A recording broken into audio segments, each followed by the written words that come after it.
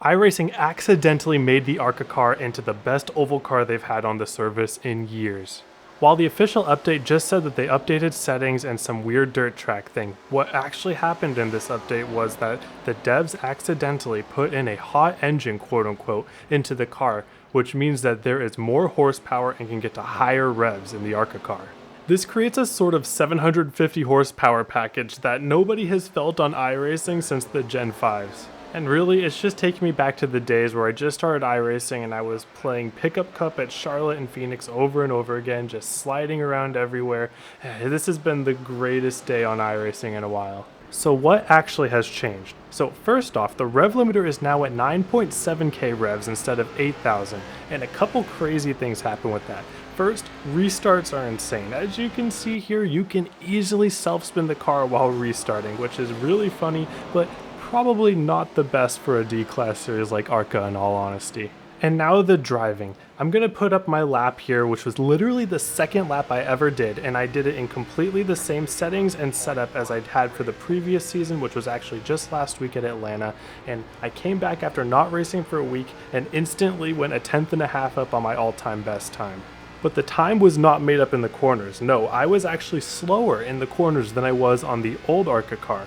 But with this, I made up all the time and more on the straightaways, so there is more power in the car no matter which way you slice it. And you can feel this in the corners too, and that's why we were slower. The car was just not hooked up in the corners like we were used to it being. It was just kind of staying on the right rear, sliding around, really hard to get on the gas early, and it was just really hard in general to put the power down, which isn't a bad thing. It is a really, really good thing. Go and try it for yourself if iRacing haven't passed you yet. Somewhere like Atlanta, California, Homestead, Vegas, somewhere like a mile and a half, you want to try out this package if you want to get that feeling on iRacing. But iRacing has since come out and called this an unintentional update, which means this was all an accident. They're really teasing us. They're blue-balling us so hard by showing us how good this car can be, how good the racing can be, and just to say, no, you can only have a taste of it. You're never going to have it, but just remember, this is how good it could be. So I urge you all to try out this car before they patch it. Feel how good this horsepower can be, how good the throttle modulation in the corners, the tire management in a whole new way. Just feel how good this car is, and let iRacing know, because I don't think this was an accident. Someone was testing this at some point. This didn't just pop out of thin air. Somebody was testing this at some point. We need to let iRacing know how much we want this in the series. Because what is iRacing even basing the ARCA series off of? The body they use doesn't exist in the real life ARCA car anymore, so why can't we go a little bit different on the specs? If the body's completely different, we should have the ARCA series the way that we want to drive it.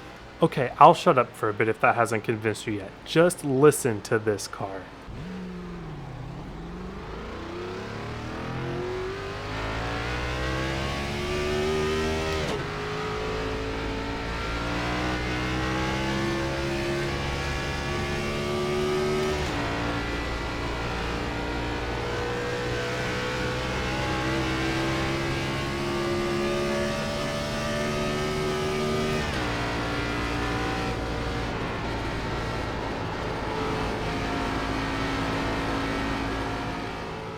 Thank you all for watching. I hope you all have a wonderful day, and I hope to see you all on the track.